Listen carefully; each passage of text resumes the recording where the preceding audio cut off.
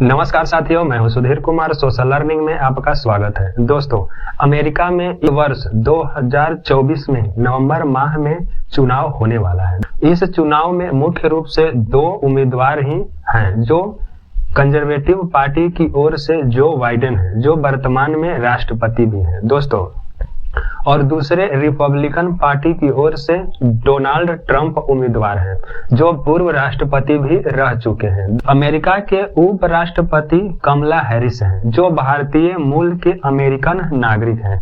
दोस्तों, उन्होंने अमेरिका के बारे में एक ऐसी खुलासा किए हैं जो अमेरिका ही नहीं बल्कि पूरे विश्व में एक चिंता की विषय बनी हुई है। दोस्तों, उन्होंने कहे हैं कि यदि अमेरिका के राष्ट्रपति डोनाल्ड ट्रंप बनते हैं तो यह 2025 में राष्ट्रपति भवन आते ही या राष्ट्रपति नहीं बल्कि तानाशाह राष्ट्रपति बन सकते हैं। 2023 ईस्वी में ही प्रोजेक्ट 2025 को तैयार किया गया है दोस्तों, और इस प्रोजेक्ट में 922 पेज हैं जो राष्ट्रपति बनेंगे। इसमें जो लिखा हुआ है उसी पर आधारित कार्य करेंगे, जिसमें कई सारे ऐसे निर्णय भी लिए जाएंगे जो देश के लिए बहुत ही नुकसानदायक हो सकती है। हेरिटेज फाउंडेशन द्वारा तैयार की जाती है। इसकी स्थापना 1973 ईस्वी में की गई थी। इस दस्तावेज को तैयार करने के लिए 38 व्यक्ति ही थे, जिसमें 31 व्यक्ति ऐसे हैं जो डोनाल्ड ट्रंप को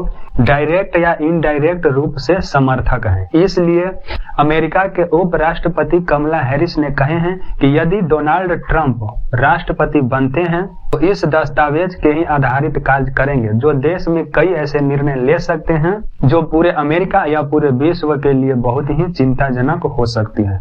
इस प्रोजेक्ट की स्थापना 1973 ईस्वी में हुई थी और उसके बाद 1980 ईस्वी में जब राष्ट्रपति डोनाल्ड रीगन बने थे तो इस फाउंडेशन द्वारा तैयार किए गए प्रोजेक्ट पर ही आधारित कार्य किए थे, जिससे यह अनुमान लगाया जा रहा है कि यदि अमेरिका के राष्ट्रपति डोनाल्ड ट्रंप फिर से बनते हैं तो कई सारे निर्णय ले सकते हैं। इस डॉक्यूमेंट में यह भी कहा गया है कि यदि राष्ट्रपति बनते हैं तो अमेरिका में रह रहे जितने गैर रूप से प्रवासी हैं उन्हें बाहर कर दिया जाएगा। गर्भ निरोधक गोलियों को भी बैन कर दी जाएगी। पोर्नोग्राफी को पूर्ण रूप से बंद कर दिया जाएगा। शिक्षा को भी पाबंदी कर दिया जाएगा तथा हथियार को अधिक से अधिक बनाने में इसे किया जा सकता है और हथियार की उत्पादन बहुत अधिक की जाएगी। हर प्रकार के हथियार का निर्माण किया जाएगा। और यह भी कहा गया है कि जो वामपंथी विचारधारा के रखने वाले कर्मचारी हैं उन्हें भी ये सरकारी नौकरी से भी हटा दिया जा सकता है। दोस्तों, इस तरह के खुलासे से अमेरिका तथा पूरे विश्व में एक की बात बनी हुई है दोस्तों, और इस बात को डोनाल्ड ट्रंप ने खंडन किए हैं, क्योंकि उन्होंने कहे हैं इस तरह प्रोजेक्ट के बारे में मुझे किसी तरह के कोई जानकारी नहीं है। यह केवल चुनाव को प्रभावित करने के लिए विपक्षी नेताओं का कार्य हो रहा है, जो इस तरह के भ्रामक फैला रहे हैं, जिसके कारण इस चुनाव को प्रभावित किया जा सकता है। दोस्तों, इस चुनाव में डोनाल्ड ट्रंप अधिक प्रभावी दिख रहे हैं, क्योंकि अमेरिका में